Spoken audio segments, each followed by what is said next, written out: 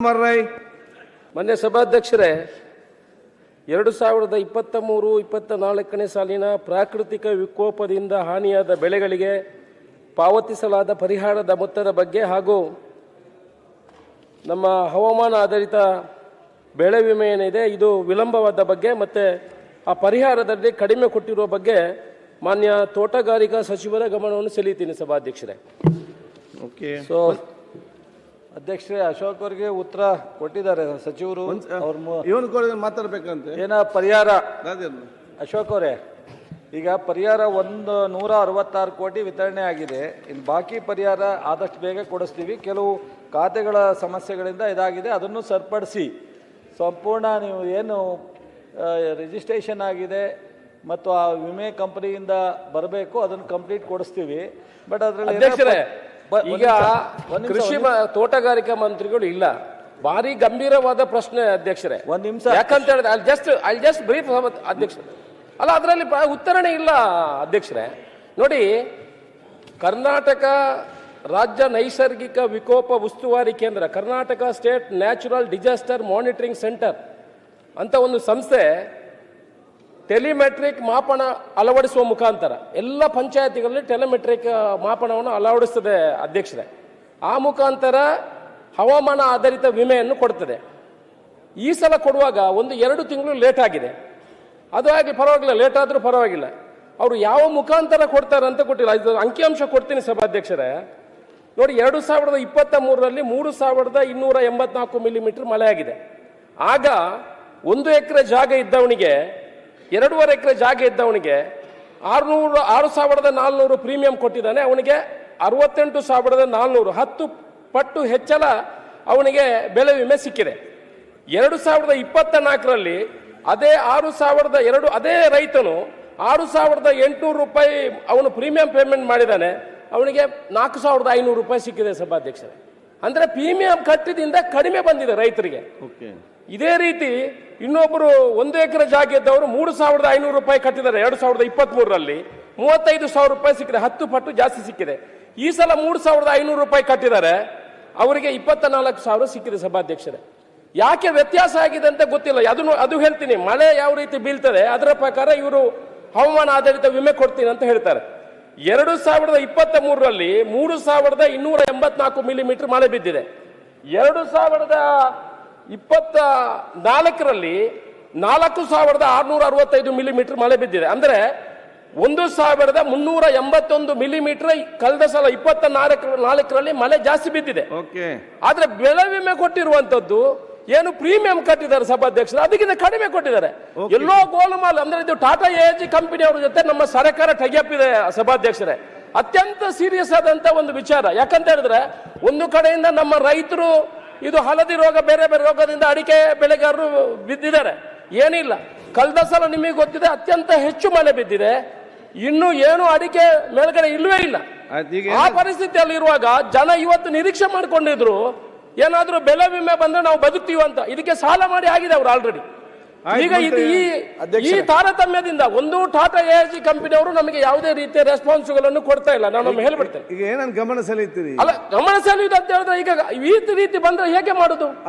ಈಗ ತೋಟಗಾರಿಕೆ ಇಲಾಖೆಯಲ್ಲಿ ಒಂದು ಟಾಟಾ ಎಜಿ ಕಂಪನಿ ಮಾಡಿದ್ದಾರೆ. ಈ ತರ ವ್ಯತ್ಯಾಸಗಳು ಬಂದ್ರೆ ಜನ ಬದುಕುವುದು ಹೇಗೆ? ನಾವು ಅಲ್ಲ, ಒಮ್ಮೆ ಹೇಳ್ಬಿಡ್ತೀನಿ, ನಾವು ಈ ಅಧಿವೇಶನ ಮುಕ್ತ ಊರಿಗೆ ಹೋಗ್ಬೇಕಲ್ಲ, ಜನ ಪ್ರಶ್ನೆಗಳಿಗೆ ಉತ್ತರ ಕೊಡ್ಬೇಕಲ್ಲ. ಈ ರೀತಿ ಸರ್ಕಾರದಿಂದ 400-500 ಕೋಟಿ ರೂಪಾಯಿ ಕಂಪನಿಯವರಿಗೆ ಕೊಟ್ಟು ಅವರು ಮಳೆಗಾಲದಲ್ಲಿ ಈ ರೀತಿ ಮಳೆ ಹೆಚ್ಚು ಬಿದ್ದಿದ್ರು ಕಡಿಮೆ ಕೊಡ್ತೇನೆ ಅಂತ ಹೇಳಿದ್ರೆ ರೈತರು ಯಾವ ರೀತಿ ಬದುಕುದು ಸಭಾಧ್ಯಕ್ಷರೇ? ಓಕೆ, ಈಗ ಉತ್ತರ ಬರ್ಬೇಕಲ್ಲ ಅಧ್ಯಕ್ಷರೇ. ಮಂತ್ರಿ ಅವರೇ, ಅವ್ರದ್ದು ಒಂದೇ ನಿಮಿಷ. ಅಧ್ಯಕ್ಷರೇ, ಅವಕಾಶ ಕೊಟ್ಟಾಗ ಧನ್ಯವಾದ. ಈ ಬೆಳೆ ವಿಮೆಗೆ ಸಂಬಂಧಪಟ್ಟಂತೆ ಏನೀಗ ಪ್ರಸ್ತಾಪ ಆಗಿದೆ. ಉದಾಹರಣೆಗೆ ನಮ್ಮ ಇಳಂತಿಲ ಗ್ರಾಮ ಪಂಚಾಯತ್ ವ್ಯಾಪ್ತಿಯಲ್ಲಿ 2023-24ಕ್ಕೆ 3,791 ಮಿಲಿಮೀಟರ್ ನೀರು ಮಳೆ ಬಿದ್ದಿದೆ. ಆ ಸಂದರ್ಭದಲ್ಲಿ 58,000 ಬೆಳೆ ವಿಮೆ ಇಡೀ ಪಂಚಾಯತ್ ವ್ಯಾಪ್ತಿಯ ಕೃಷಿಕರಿಗೆ ಸಿಕ್ಕಿದೆ. ಈ 2024-25 ಇಸುವಿಗೆ 4,876 ಮಿಲಿಮೀಟರ್ ಮಳೆ ಬಂದಿದೆ. 25,000 ವಿಮೆ ಬಂದಿರತಕ್ಕಂಥ. ಅದೇ ರೀತಿ ಒಂದು ಉದಾಹರಣೆ ಹೇಳ್ತೇನೆ. ಮಲವಂತಿಗೆ ಗ್ರಾಮ ಪಂಚಾಯತ್ ವ್ಯಾಪ್ತಿಯಲ್ಲಿ 2023-24ಕ್ಕೆ 3,746 ಮಿಲಿಮೀಟರ್ ಮಳೆ ಬಿದ್ದರೆ 24-25ಕ್ಕೆ 4,613 ಮಿಲಿಮೀಟರ್ ಮಳೆ ಬಿದ್ದಿದೆ, 37,000 ವಿಮೆ ಬಿದ್ದಿದೆ. Okay. ಈ ತರದ ತಾರತಮ್ಯಗಳು ಒಂದು ಪಂಚಾಯತಿಯಿಂದ ಒಂದು ಪಂಚಾಯತಿಗೆ ವೇರಿಯೇಷನ್ ಬರ್ತಾ ಇದೆ. ವೇರಿಯೇಷನ್ ಯಾಕೆ ಬಂದ್ರೆ ನಾವು ಉದಾಹರಣೆಗೆ ಇಲ್ಲಿ ಅಧಿಕಾರಿಗಳು ಹೇಳ್ತಾರೆ ಮಳೆ ಮಾಪನದ ಅದು ಸರಿ ಇಲ್ಲದ ಕಾರಣಕ್ಕೋಸ್ಕರ ಆಗಿರ್ಬೋದು ಅಂತ. ಆದ್ರೆ ಕಳೆದ ವರ್ಷ ಬಿದ್ದ ಮಳೆಗಿಂತ ಈ ವರ್ಷ ಜಾಸ್ತಿ ಮಳೆ ಬಿದ್ದಾಗ ಅಶೋಕ್ ಕೂಡ ಹೇಳಿದ್ರಲ್ಲ. ಪ್ರೀಮಿಯಂ ಮೊತ್ತ ಜಾಸ್ತಿ ಬರಬೇಕಿತ್ತು ಕೃಷಿಕರಿಗೆ. ಇವತ್ತು ಕರಿಮೆಣಸು ಬೆಳೆಗಾರರಿಗೆ ಮತ್ತು ಅಡಿಕೆ ಬೆಳೆಗಾರರಿಗೆ ವಿಶೇಷವಾಗಿ ನಮ್ಮ ಜಿಲ್ಲೆಯಲ್ಲಿ ತುಂಬಾ ಇದರಿಂದಾಗಿ ಬೆಳೆ ವಿಮೆ ಕಡಿಮೆ ಬಿದ್ದಿದೆ. ಸರ್ಕಾರಕ್ಕೆ ವಿನಂತಿ ಮಾಡ್ತೇನೆ ಅಧ್ಯಕ್ಷರೇ, ದಯವಿಟ್ಟು ಇದನ್ನು ಸರಿಪಡಿಸಿಕೊಳ್ಳಬೇಕು. ಕೃಷಿಕರಿಗೆ ಬದುಕಲಿಕ್ಕೆ ಒಂದು ಅವಕಾಶ ಮಾಡಿಕೊಡಬೇಕು. ವಿಮೆಯನ್ನು ನಂಬಿಕೊಂಡು ತುಂಬಾ ಜನ ಕೃಷಿಕರಿದ್ದಾರೆ. ದಯವಿಟ್ಟು ಅಡಿಕೆ ಬೆಳೆಗಾರರು ಕರಿಮೆಣಸು ಬೆಳೆಗಾರರಿಗೆ ಒಂದು ಅವಕಾಶ ವ್ಯವಸ್ಥೆಯನ್ನು ಸುಧಾರಣೆ ಮಾಡಿಕೊಡ್ಬೇಕನ್ನುವಂಥದ್ದು ಉತ್ತರಕ್ಕೆ ಮಾನ್ಯ ಅಧ್ಯಕ್ಷರೇ, ಅಶೋಕ್ ಅವ್ರು ಹೇಳ್ತಕ್ಕಂಥದ್ದು ಮಳೆ ಮಾಪನ ಅಲ್ಲಲ್ಲ, ವಿಮೆ ಅವರು ಸರಿ ಇಲ್ಲ, ಕರೆಕ್ಟ್ ಆಗಿ ಕೊಡ್ತಾ ಇಲ್ಲ ಅಂತೇಳಿ ಅದರಿಂದ ವ್ಯತ್ಯಾಸ ಆಗಿದೆ.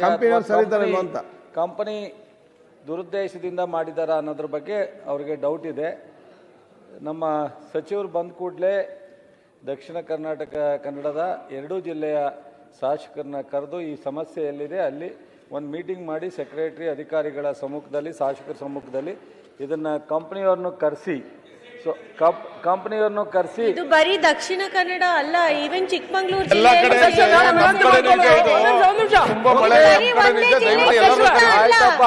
ಸುರೇಶ್ ಮಂತ್ರಿಗಳೇ, ಅಧ್ಯಕ್ಷರ ಈಗ ಮಂತ್ರಿಗಳು ತೋಟಗಾರಿಕಾ ಮಂತ್ರಿಗಳಿಲ್ಲ, ನಿಮ್ಮ ಅಧ್ಯಕ್ಷತೆಯಲ್ಲಿ ಆ ಮಂತ್ರಿಗಳನ್ನು ಕರೆಸಿ ಈ ಅವರು ತೋಟಗಾರಿಕಾ ಇಲಾಖೆಯವರು ಈ ಮಾಪನ ಸರಿ ಇದೆಯಾ ಅಂತ ಚೆಕ್ ಮಾಡ್ಬೇಕು ಅಧ್ಯಕ್ಷರೇ. ಇನ್ನು ಮುಂದಿನ ವರ್ಷ ಈ ಪ್ರಾಬ್ಲಮ್ ಆಗಬಾರ್ದು. ಈ ವರ್ಷ ಏನು ಪ್ರಾಬ್ಲಮ್ ಆಗಿದೆ ಆ ಟಾಟಾ ಎಜಿ ಕಂಪನಿಯವರನ್ನು ಕರೆಸಿ ಮಂತ್ರಿಗಳು ನಾವು ಎಲ್ಲರನ್ನು ಕರೆದು ನೀವೊಂದು ಸಭೆಯನ್ನು ಮಾಡಿ ಅದಕ್ಕೆ ಒಂದು ಪರಿಹಾರವನ್ನು ಕೊಡುವಂತಹ ಕೆಲಸಗಳು ಮುಂದಿನ ದಿವಸ ಮಾಡಬೇಕು ಸಭಾಧ್ಯಕ್ಷರೇ. ಇಲ್ಲದ ದಕ್ಷಿಣ ಕನ್ನಡ ಜಿಲ್ಲೆ ಮತ್ತೆ ಉಡುಪಿ ಜಿಲ್ಲೆಗಳಿಗೆ ತುಂಬಾ ತೊಂದರೆ ಆಗ್ತದೆ ಸಭಾಧ್ಯಕ್ಷರೇ. ಅಧ್ಯಕ್ಷರೇ ಪಾಟೀಲ್ ಅಧ್ಯಕ್ಷರೇ, ನಿಮ್ಮ ಅಧ್ಯಕ್ಷತೆಯಲ್ಲಿ ಒಂದು ಮೀಟಿಂಗ್ ಕರೀರಿ. ಅದರಲ್ಲಿ ದಕ್ಷಿಣ ಕನ್ನಡ ಜಿಲ್ಲೆಯಲ್ಲಿ ವಿಶೇಷವಾಗಿ ರಬ್ಬರ್ ಕೃಷಿಕರು ಇದ್ದಾರೆ, ಅದನ್ನು ಸಹ ತೋಟಗಾರಿಕೆ ಇಲಾಖೆ ಜೊತೆ ಸೇರಿಸಿ ಈಗ ಅಧ್ಯಕ್ಷರ ಅಧ್ಯಕ್ಷತೆನಲ್ಲೇ ಮಂತ್ರಿಯವರು ಬಂದ ಮೇಲೆ ಮೀಟಿಂಗ್ ಕರೆದಿ ತಮ್ಮನ್ನು ಕರೆದಿ ಕಂಪನಿಯವ್ರನ್ನ ಕರೆದಿ ಎದುರುಗಡೆ ಮಾಡೋಣ. ನಿಖರ ಸುದ್ದಿ, ಸದಭಿರುಚಿಯ ಕಾರ್ಯಕ್ರಮ. ನೀವು ನೋಡ್ತಾ ಇದ್ದೀರಾ ಕಹಳೆ ನ್ಯೂಸ್, ಸಮಾಜದ ಜಾಗೃತಿಗಾಗಿ ವಸ್ತುನಿಷ್ಠ ವರದಿ.